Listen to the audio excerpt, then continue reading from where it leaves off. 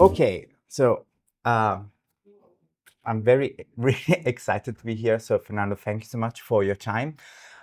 So, you are a well-known and global-known CMO. You work for iconic brand and you led of really iconic campaigns. So, up to playing a better game with me? Yes. Okay. And thanks for having me. So, let's start with a soft warm-up. What do you actually do? No job title. What do you actually do? What do I actually do? It's a good question. Like when you ask it like that way, I always struggle to explain to my mom, to be honest with you, because my mom always thinks like that I'm filming the stuff or that I'm coming up with the ideas myself. Like I think that what I do is to basically like try to gather like an understanding of people and culture out there, and work with partners, R&D, agency, creative agency partners, and people internally in a company, to come up with things to the consumer that they will like in terms of the product and in terms of how we are presenting it to them, which would be like advertising. So if I had to explain, if the question were like, how do I explain to a kid? Yeah. Like what I do is like, well, I look at what people are talking about and preferences of people out there, and I try to help brands come up with things that people will enjoy to play with or to use in a way that they will pay attention to. Okay. Amazing. I Yeah. understand. So I think that, but if you have to just give us a glimpse of your everyday life, what a CMO does every day for a brand. Yeah, like it's also a good question. I think you need to be careful.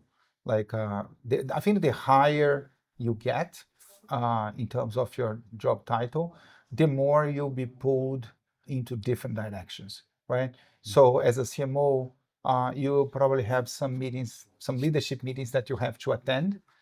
You probably like having, unfortunately, like some meetings that are the meeting to prepare for the meeting.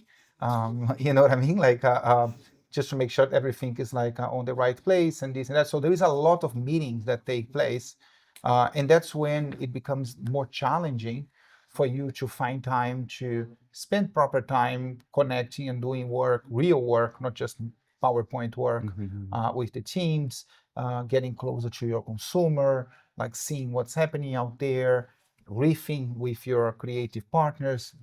Sometimes like the agency is your creative partner. In my case, most of the time was the agency. Like I tend to not sit much on my desk, to be honest with you. I try as much as I can to like I spend time with the team, spend time with the consumer, spend time with my partners.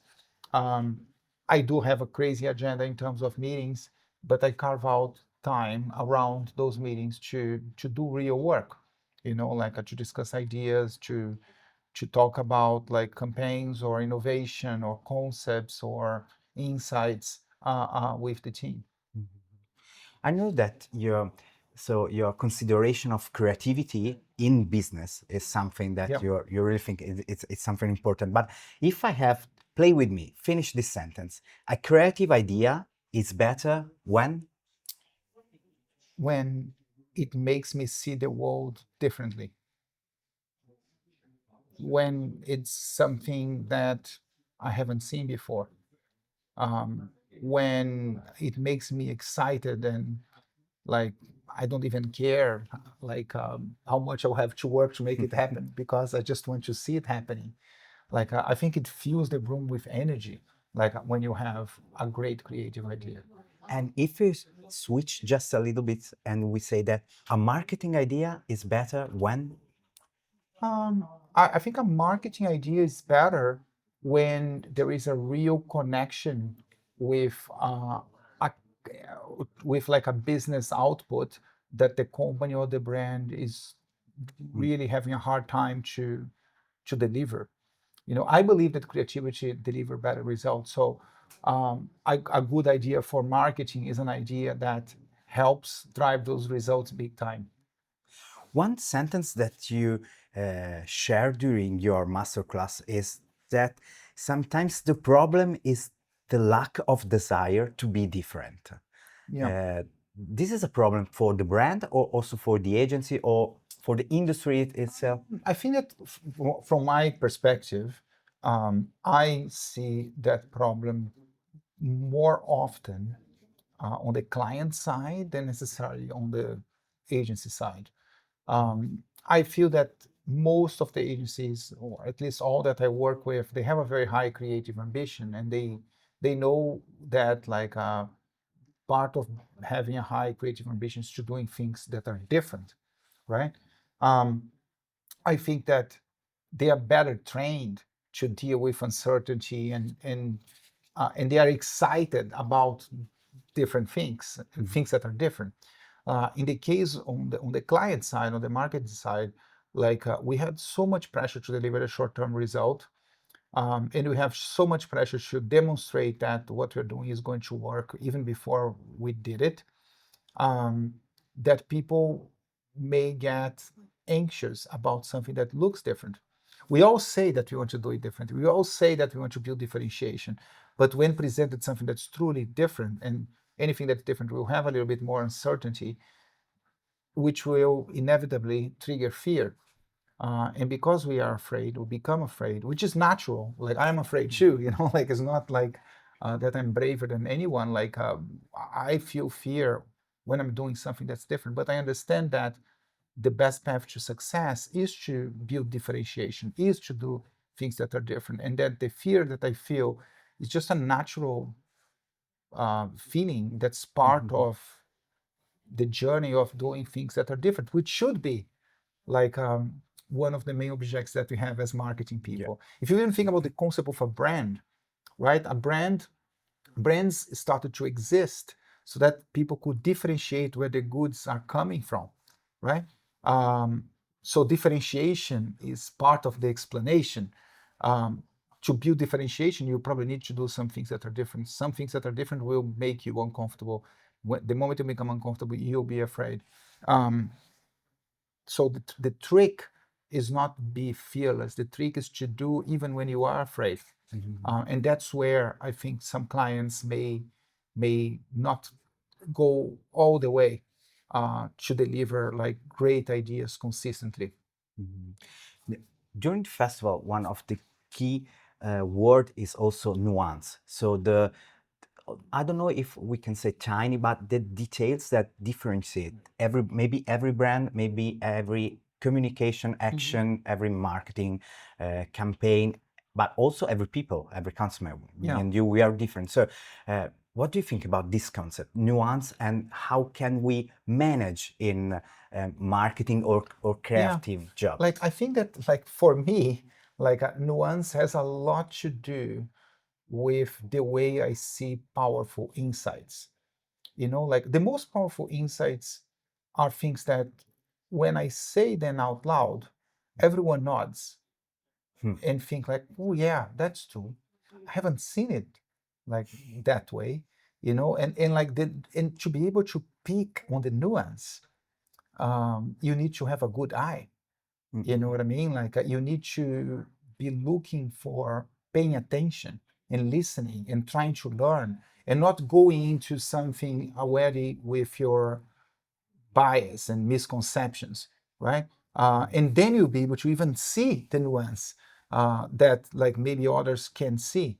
And then maybe from there, you can elaborate a good insight in a different idea, that's based on the difference, right? To me, nuance has a bit to do with it's there, but might not be so easy to pick. You need to watch close to understand the difference, and difference is part of it, right? That's why it's a nuance. It's not like the same old. Yeah. So, okay, let's play this little game. So, life is made of choice, and also our job. And so, purpose or profit? Profit.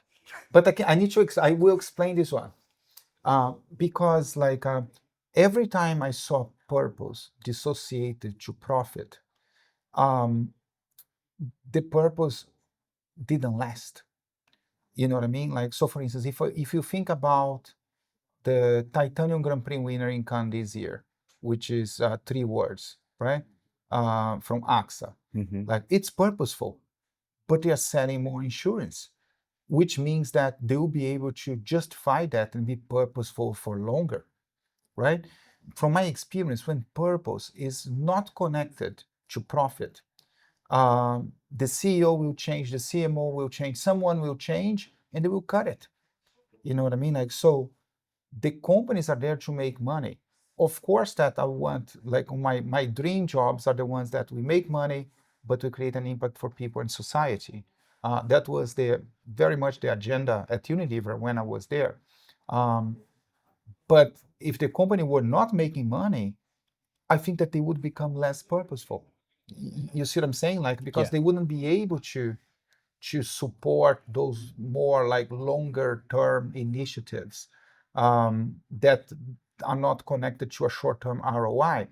I think that the fact that they are successful allows them to think longer term and be more purposeful about the way they go about things. But without profit, that will end. But because I wanted to continue, I think that profit comes first.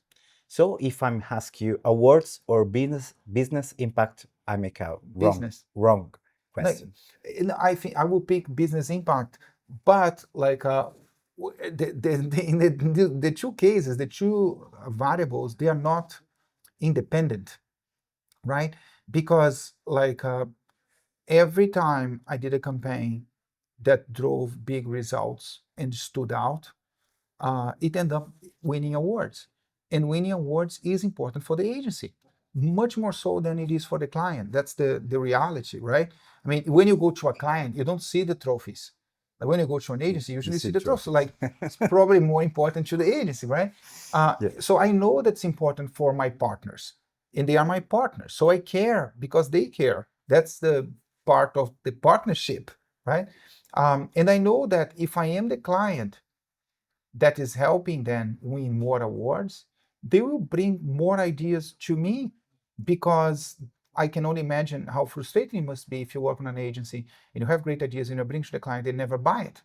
Like they know that we will buy if the idea is good. Mhm. So we'll have more great ideas coming our direction. And if I have more great ideas coming out in our direction, I will probably make better business. You see what I'm saying? Like, so if I have to pick, I would pick business. But I know that if I win more awards, I will be perceived as being a better client. I will get more ideas coming our direction, and that will also drive the business, right? So they are a little bit interconnected. So last one is creativity or strategy. Um, Again, like I think that the two are correlated, and I would pick creativity. Um, Look, there are lots of people who think that strategy and execution are a linear process. Okay, like you build your strategy and then you execute Mhm. and then you see the outcome. I've seen again and again and again that we build a strategy, we go execute, we see an idea that's so powerful sometimes that makes us, hey, look at the strategy. You see what I'm saying? Like Mhm. because like the beauty about creativity and great ideas is that they sometimes shortcut the logic, right? Yeah. And when you're building the strategy, we are building based on logic and data and our past experience, right? And then an idea can come and like shortcut the whole thing, like, and maybe we need to relook at the strategy because I think you should. It's not like, hey, let's do creative in the vacuum of a strategy. You need to have a strategy, but I prefer to have a better creative execution that works than have a strategy that's poorly executed. You know what I mean? Like that's why I would probably pick creativity on this one. So thank you so much. We are at the end, last one, but we are talking now about future. Yep. So we at Videns believe that those who learn inherit the future. So what must we learn today to be better in the future or inhabit a better future? Yeah, that's such a great question. Like, look, and I think that I love what you said about those who learn will basically like, write the future and build the future, right? And I truly believe on that. That's why I never stop learning. Like I always try to be a sponge and like and learn from every single experience I have. Um, I'm very bad at precisely predicting the future. Okay, I remember the first time someone came to me and said, "Hey, there is this new social media channel that you can write 130 characters," and I was like, "And no, that's it. Like you just write 130 characters and you post." I'm like, why would anyone do that when there is Facebook, right? And why would Twitter work? Like, and I was proven wrong. Like I was completely wrong about that. So I'm not great at predicting the future. So my advice is twofold. One, make sure that you master the things that are not going to change. Okay, the fundamentals. Like we had a presentation here today, and I spoke about the brand positioning, like how to craft a strong brand positioning, how to brief, how to nurture ideas. No matter AI, metaverse, whatever it's coming, that is probably not going to change. The fact that you have to have a clear brand positioning, that you need to know how to brief, that you need to develop your criteria, that you need to know how to nurture ideas. So I try to master those things. That's part of the answer. The other part is I always try to experiment. So I'm constantly experimenting myself with AI or with any new social media channels that appear. I like to play with that. I will probably not master those things that I'm playing with, but I will have like an understanding of how they work. And so I focus on mastering the fundamentals and experimenting with the new stuff, like to keep me aware about like what are the possibilities and what I could do with new technology, new systems, and all of the above. Okay, just the last, but Yeah. because so we can say that sometimes 85% good could be good enough if we want to learn and to be in the mood. Even 70. I would take 70. Like, look, I would take 70 fast, then 85 that will take too long.